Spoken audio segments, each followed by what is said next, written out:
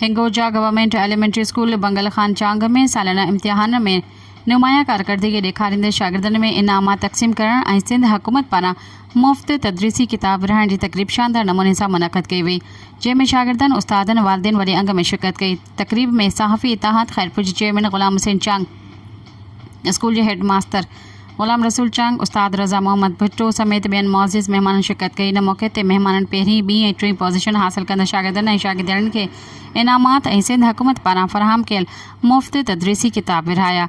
तक़रीब खे ख़िताब कंदे मुक़र्रिरीन चयो त सिंध हुकूमत तालीम जे तरक़ी ऐं वाधारे लाइ संजीदा क़दम खणी रही आहे। शागिर्दनि खे मुफ़्त तदरीसी किताब वक़्त सर फ़राहम करणु हिकु क़ाबिल तहसीन अमल आहे। आख़िर में स्कूल इंतिज़ामिया महिमाननि जा थोरा मञिया ऐं उमेद ज़ाहिर कई त अहिड़ियूं तालीमी सरगर्मियूं मुस्तक़बिल में भी जारी रहंदियूं। सब्सक्राइब कयो अवामी न्यूज़ HD खे ऐं ताज़ा तरीन ख़बरुनि लाइ ॾिसंदा रहो अवामी न्यूज़ HD।